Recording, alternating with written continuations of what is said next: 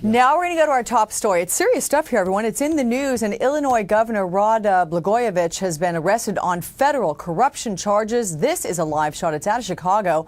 That is where a press conference is just about to get underway, outlining all the details of these charges. Among the allegations, that the governor essentially tried to sell the U.S. Senate seat, soon to be left empty by President-elect Barack Obama. The 51-year-old was reportedly caught on court-authorized wiretaps just last month. Well, Congress and the White House are said to be close to reaching an agreement on a multi-billion-dollar bailout for the auto industry. This plan includes $15 billion in loans, and in exchange, automakers would need to agree on limits on executive pay, a ban on golden parachutes, which guarantee lucrative severance packages, as well as the appointment of a car czar, if you will, who would oversee how GM, Chrysler, and Ford use their money from those loans. Another round of corporate layoffs. Sony announced today it is cutting 8,000 jobs, or about 4% of its entire global workforce. This is in a bid to save more than $1 billion a year. And another sign of the tough economy, the Tribune Company, owner of the Chicago Tribune, the Los Angeles Times, and some other daily newspapers, they filed for bankruptcy on Monday because of debt and a drop-off in advertising. So on that kind of news, let's take a look at the day. Not surprising, it's been dismal economically speaking news-wise, and there you see it on the Dow, down about 108. On the Dow, down almost 4 on the S&P 500, though up almost 11 on the NASDAQ. Well, the Navy is investigating what caused a military jet to crash into a San Diego neighborhood Monday. That crash killed at least 3 people from the same family on the ground, but the pilot who was able to eject safely, well, he was on a training mission when that FA-18 suffered a mechanical problem. The Navy has been investigating cracks in the FA-18 Hornets. It's also grounded 10 of them just last month. People diagnosed with the early stages of dementia can take steps to slow their physical, mental, and psychological decline. Researchers from the University of Illinois say that therapeutic programs like Tyze have led to a higher quality of life in patients. And 2 puppies are being credited with helping to save a Virginia 3-year-old. The little boy wandered away over the weekend and was missing for more than 20 hours. But staying with him all night long in the woods in those cold temperatures, his 2 puppies. The rescuers say they were snuggled up against that boy, keeping him warm when they found him. Okay, see, that's what man's best friend's all about. Alex has a look at the top stories from NBC News. Alex. I do, Fred. Thanks so much. And in the news, everyone, Illinois Governor Rod Blagojevich has been arrested on federal corruption charges. Now, among the allegations, that he essentially tried to sell the U.S. Senate seat formerly occupied by President-elect Barack Obama. The 51-year-old was reportedly caught with wiretaps at his home and his office. Well, according to new census figures, from 2000 to 2005, incomes around the country dropped an average of 4.3%, while poverty and unemployment went up in most cities and towns. And after some big gains on Monday, let's see how the markets are trading today. Mixed at the moment, down about 116 on the Dow, down almost 5 on the S&P 500, but up about 7 2/3 on the NASDAQ. Meantime, 3 people are dead and 1 person is still missing after a Navy jet crashed in a San Diego neighborhood. In fact, you're about to see the home video there from the scene on Monday afternoon. Well, the pilot safely ejected from that aircraft about 20 seconds prior to landing. The plane then crashed into several homes. There is some unsettling health news to report. A new study suggests that women who suffer a massive heart attack are 12% more likely to die in the hospital than men. Experts say women's heart attack symptoms are often atypical, so they are not taken as seriously. That's got to change that statistic. Okay, let's go check out the weather with Jeff Ranieri. How are things out there? They are busy. Yeah, my desk downstairs is completely stacked with all kinds of papers. We have snow we're talking about. We have rain headed for the East Coast. We have travel delays. And, of course, we also are finding severe weather. But first, the latest headlines from NBC News. And here is our top story. Illinois Governor Rod Blagojevich is denying any wrongdoing after being arrested Tuesday. He's accused of trying to sell Barack Obama's vacant Senate seat to the highest bidder. The U.S. Attorney's Office said it has the governor on tape conspiring to sell that seat for campaign cash or lucrative jobs for himself or his wife.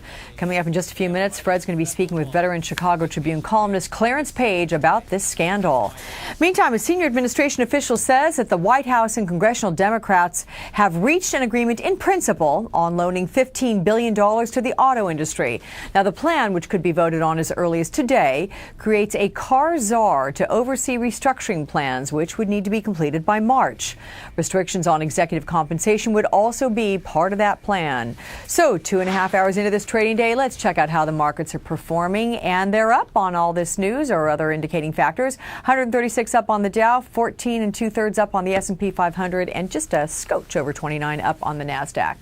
Meantime, in Greece today, protesters threw firebombs at police who responded then with tear gas in a fourth day of rioting that has paralyzed Athens. The riots were sparked by the police shooting of a teenager on Saturday. Cancer will be the world's top cause of death by the year 2010. A new report by the World Health Organization projects that cancer will overtake the current #1 killer, heart disease. Experts say rising tobacco use, especially in China and India, is largely to blame for the rise. And doctors in several cities across the country will be testing a new treatment for heart attack victims, rapidly cooling patients' bodies immediately after the attack. The cooling helps preserve cells in the heart muscle, slowing their deterioration. This process has been used for years on patients with head and spinal cord injuries. However, its effectiveness in heart attack patients is still being tested. Well, it was a rare sight in Texas this week. Northern portions of the Lone Star State got a dusting of snow. Look at that. Residents say they are excited to see the snow, especially during the holiday season, which we wouldn't mind a little bit of here, I think, in New York, now that I think about it, as we take a look at our weather across this country. Just a Bill Cairns. ton of rain. I'm not being accusatory there. I'm just saying maybe we'd like to Just have a hook little. it up. That's how most people want it. They want it right before Christmas, and then once Christmas comes, we're done with it. No more. But let's show you what we're dealing with out there right now, Alex. And we have some concerns. This is a big storm affecting the East Coast. You're watching NBC Weather Plus. I'm Gary Archibald reporting. At this hour, we begin out west, where several wildfires are burning across Southern California. Dry, windy conditions are pushing the blazes across the drought-stricken landscape. Take a look at this fire burning in the Porter Ranch area located near Los Angeles. This morning, firefighters are working to contain the blaze that has already scorched thousands of acres, reducing several homes to ashes, and has forced local residents to evacuate. And now we move farther south to the San Diego area, where another large fire continues to smolder near Camp Pendleton, a Marine Corps base in Oceanside, California. For the latest on that situation, we check in with Mari Payton from our WeatherPlus partner, KNSD. Good morning from San Diego. Things are looking a little better today than they did yesterday, but firefighters say we're not in the clear yet. As you can see, they're still on scene. And just a few hours ago, the entire hillside behind me was on fire. Firefighters say they're going to stay here until daylight, watching for flare-ups and monitoring hotspots. The fire came within feet of homes along the street, Sleeping Indian Road in Oceanside. We're just a few miles from Camp Pendleton Marine Base, where the first fire started yesterday afternoon. Fanned by Santa Ana winds and fueled by dry vegetation, the flames spread quickly. This whole area was evacuated around 9 o'clock last night. Residents grabbed whatever they could and went to evacuation shelters in the area. Now, in terms of the weather this morning, still very windy and very dry. Firefighters say they will keeping a close eye on the situation here in San Diego. Reporting from Oceanside, I'm Mari Payton. Thank you, Mari, for that. This week, we have been talking a lot about the Santa Ana winds. For more on what these winds are and how they develop, we go to WeatherPlus meteorologist Britta Merwin. Britta, tell us a little bit about what is often referred to as the devil winds. Well, Gary, Southern Californians are no stranger to the devil winds. They're set up because of high pressure in the Great Basin. It funnels these winds between the Sierra Nevadas and also the Rockies. And as that air is transported to Southern California, it definitely changes, and that's what causes these Santa Ana winds. Now, the temperatures in the Great Basin are quite cool, typically in the 30s this time of year. And as they get funneled down towards Southern California, it goes through what we call compressional heating, because it goes from a higher elevation to the lower elevations in Southern California, and that funneling of the air actually causes it to warm up and actually increase in speed as well. So these Santa Ana winds are very strong offshore winds, meaning that they come from the north. They're very warm and very dry, and typically this climate is very warm and dry as well. It's very common during the fall, and because of those strong winds, all you need is one spark, and that's why we see the threat of high fire danger. So typically when we do have watches and advisories because of Santa Ana winds. We typically also see the threat of large wildfires. We'll keep you updated, Gary. All right. Thanks, Britta, for that report and explanation.